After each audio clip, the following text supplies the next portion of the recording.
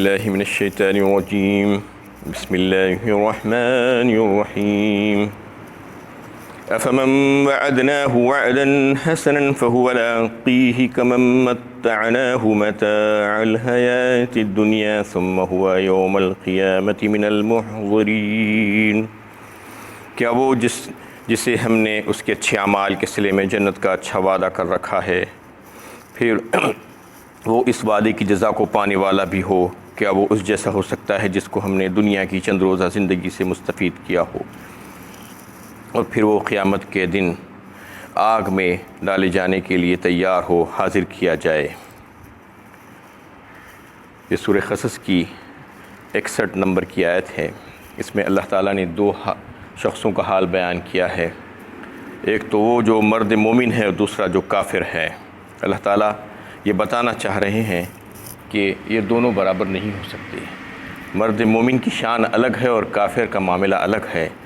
مرد مومن تو وہ ہے جو زندگی بھر اللہ تعالیٰ کی فرما برداری کی اور جو بھی اس کو حکم ملا اس پر عمل کیا، اس طریقے سے اس نے اپنی زندگی کو لگا دیا اللہ کے نبی صلی اللہ علیہ وسلم کے طریقوں پر، اور جو ہے اس کو پسند کیا اور اس کو اختیار کیا، اور اس سے اللہ تعالیٰ نے وعدہ کیا اچھا وعدہ، جنت کا وعدہ، اور وہ وعدہ پورا ہونے والا ہے۔ اس کے برخلاف جو شخص فسق و فجور میں پڑا رہا، اپنی منمانی زندگی گزاری، نافرمانی میں زندگی گزاری، اور دنیا میں چند روزہ فائدہ اس نے اٹھا لیا، وہ دونوں برابر نہیں ہو سکتے۔ وہ پہلے مرد مومن کی طرح نہیں ہو سکتا۔ افمن کان مومنا کمن کان فاسقا لا یستوون، کیا ہم جو ہے برابر کر دیں گے مومن اور فاسق کو، دونوں کو؟ افنجعل المسلمین کالمجرمین کہا ایک مقام پر اللہ تعالیٰ نے، کیا مسلمان کو، مسلم کو، فرما بردار کو اور مجرم کو دونوں کو برابر کر دیں گے؟ ایسا نہیں ہو سکتا۔ لا یستوی اصحاب النار و اصحاب الجنہ، اصحاب الجنۃ هم الفائزون، دونوں برابر نہیں ہو سکتے۔ جو آگ میں جانے والے ہیں اور جو جنت میں جانے والے ہیں وہ دونوں الگ الگ زمرے کے لوگ ہیں۔ جو جنت میں جانے والے لوگ ہیں وہ تو کامیاب ترین لوگ ہیں، جنہوں نے دنیا میں اللہ تعالیٰ کی فرما برداری میں اپنی زندگی لگائی تھی، ان کو اللہ تعالیٰ جنت میں داخل فرمائیں گے اور ان سے راضی ہوں گے۔ تو اس میں یہی بات بتائی گئی کہ دونوں الگ الگ ہیں۔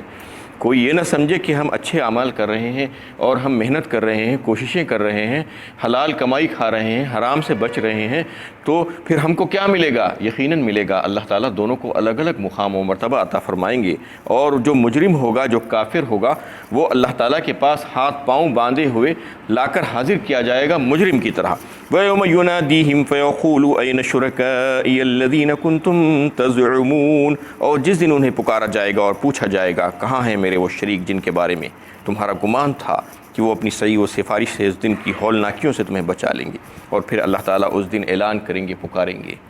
اور پوچھیں گے کہ کہاں ہیں وہ تمہارے شریک جو تم میری مخلوق میں سے ان کو اپنی حاجت روائی کے لیے شریک کیا کرتے تھے اور الوہیت میں تم نے ان کو شریک کر لیا تھا؟ کیا وہ تمہاری کچھ مدد کر سکتے ہیں جیسا کہ تمہارا گمان تھا کہ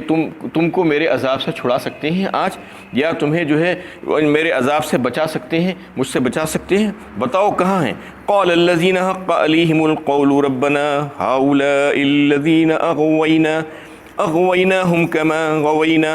تبرعنا اليك ما كانوا ايانا يعبدون، تو وہ لوگ جن پر عذاب الہی واجب ہو چکا ہوگا،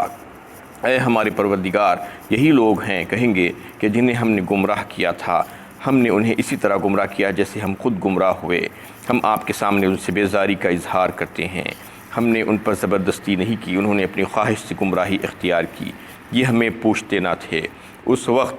جن کو پوجا گیا تھا، جن کی عبادت کی گئی تھی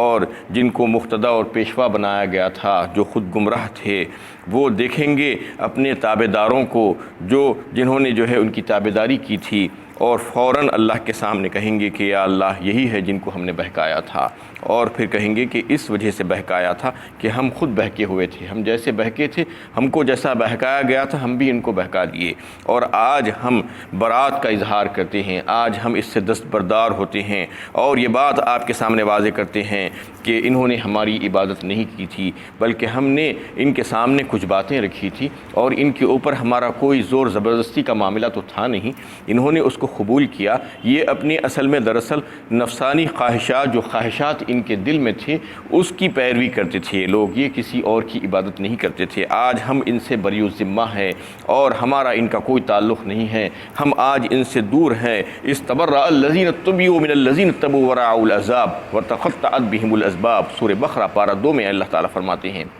جب دیکھیں گے وہ عذاب کو آتا ہوا اور جو ہے وہ اپنے تابعداروں سے بیزار ہو جائیں گے اور برات کا اظہار کریں گے اور سارے وسائل کٹ جائیں گے، سارے رشتے ناطے ختم ہو جائیں گے اس دن۔ آج جو رشتے ناطے قائم ہیں، یہ میرا آدمی، یہ تیرا آدمی، آؤ یہ ہمارے لوگ ہیں، یہ سب ختم ہو جائے گا، یہ رشتے ناطے وہاں پر کچھ بھی نہیں رہیں گے۔ آج دنیا میں یہ سب چل رہا ہے لیکن اللہ کے سامنے یہ سب کا سب ختم ہو جائے گا۔ وَيَوْمَ يُنَادِيهِمْ فَيَقُولُ مَاذَا أَجَبْتُمُ الْمُرْسَلِينَ فدعوهم فلم يستجيبوا لهم ورأوا العذاب لو انهم كانوا يهتدون، لہٰذا وہ انہیں پکاریں گے مگر وہ انہیں کوئی جواب نہ دے سکیں گے، اور جب وہ عذاب کو دیکھ لیں گے تو کہیں گے کہ کیا ہی اچھا ہوتا کہ دنیا میں ہدایت پائے ہوئے ہوتے۔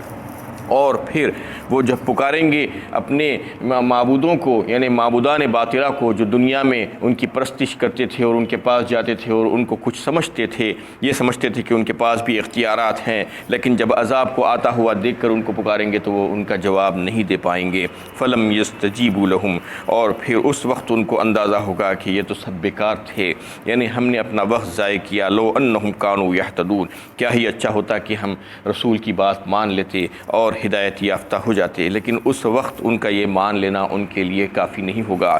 شیطان جو کہے گا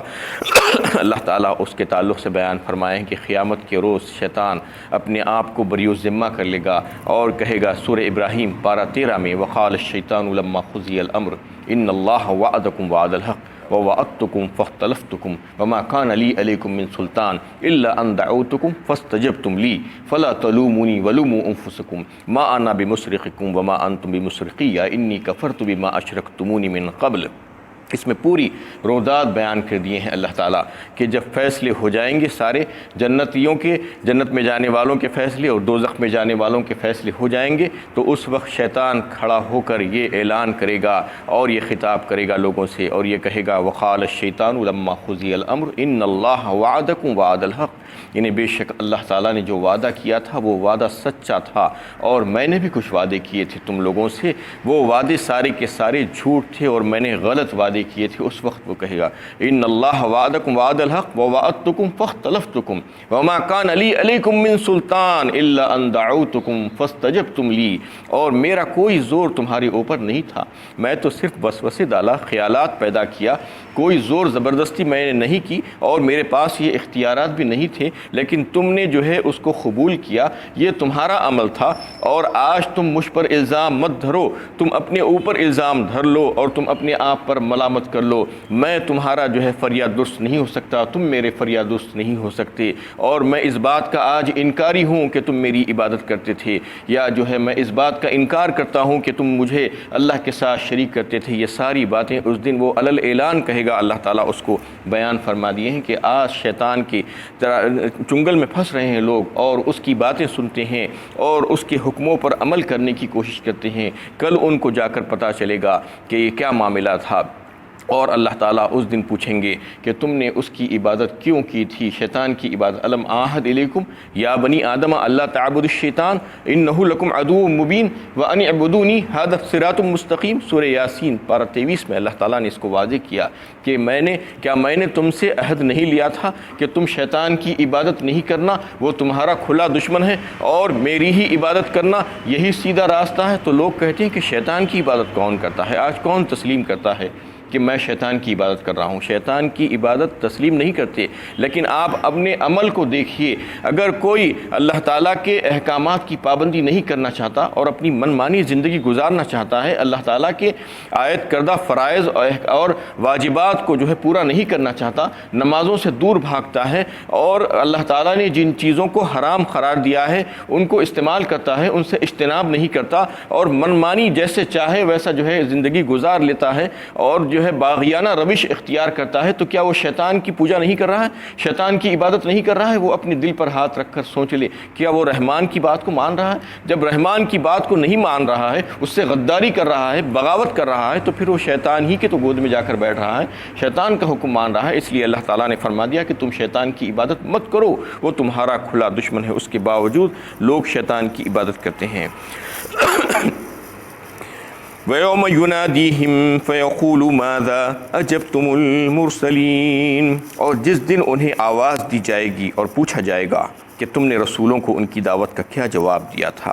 اس دن اللہ تعالیٰ سوال کریں گے سب سے، کفار اور مشرکین سے بھی اور دیگر مجرمین سے بھی، اور پوچھا جائے گا کہ میں نے تمہارے پاس رسولوں کو بھیجا تھا، تم نے ان کے ساتھ کیا معاملہ کیا، ان کی دعوت کو تم نے قبول کیا تھا یا نہیں کیا تھا، اور نہیں کیا تھا تو کیوں نہیں کیا تھا؟ یہ پوچھا جائے گا کہ نبی صلی اللہ علیہ وسلم نے جو طریقے لے کر آئے تھے اور دیگر انبیاء نے جو اللہ تعالیٰ کے ساتھ جو ہے اللہ تعالیٰ نے ان کو جو طریقہ دے کر بھیجا تھا، جو حکم دے کر بھیجا تھا، جو پیغام دے کر بھیجا تھا، اس کو جن لوگوں نے قبول نہیں کیا، اس میں وہ نام نہاد مسلمان بھی شامل ہو سکتے ہیں۔ آج یہ نہ سمجھیں کہ ہم تو بری الذمہ ہیں، ہم تو کلمہ گو ہیں، یہ بڑے جو ہے انہیں مغالطے میں رہتے ہیں لوگ۔ ان کو سمجھ لینا چاہیے کہ جو بھی مجرم ہوگا، جو بھی جرم کرے گا، وہ اللہ کے سامنے مجرم بن کر حاضر ہوگا، اور جو اللہ کے نبی صلی اللہ علیہ وسلم کے لائی ہوئی تعلیمات اور ان کے طریقوں کو پسند نہیں کرے گا اور اس کو اختیار نہیں کرے گا اور اس کو چھوٹا سمجھے گا اس لیے اختیار نہیں کرے گا،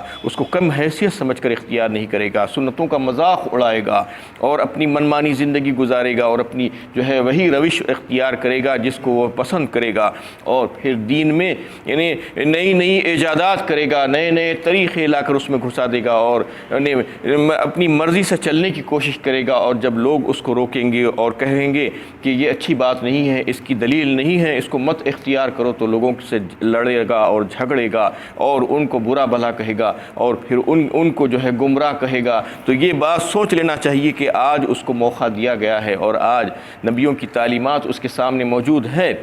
اور اس کو وہ اختیار کر سکتا ہے، لیکن اس کو اختیار نہیں کر رہا ہے، اپنی من مانی زندگی گزار رہا ہے اور نبی کی تعلیمات کو جو ہے پیچھے ڈال رہا ہے، پس پش ڈال رہا ہے اور سنتوں اور طریقوں کو پسند نہیں کر رہا ہے، اس وجہ سے جو ہے اس کو اختیار نہیں کرتا ہے اور بدعتوں پر جو ہے بڑے زور و شور سے اس کو رائج کرتا ہے اور من مانی طریقوں کو جس کی کوئی دلیل کوئی سند نہیں ہے اس پر چلنا چاہتا ہے، اور کوئی کہتے ہیں تو اس کی بات نہیں سنتا ہے۔ تو اس دن اس کو پتہ چلے گا جہاں پر اللہ تعالیٰ اس سے سوال کریں گے اور پوچھیں گے کہ تم نے ان کے ساتھ کیا معاملہ کیا تھا۔ فعمیت علیہم الانباء یومئذ فہم لا یتساءلون، اس روز خبروں سے اندھے ہو جائیں گے، یعنی ساری باتیں ذہن سے نکل جائیں گی، ان سے کوئی جواب نہ بن پڑے گا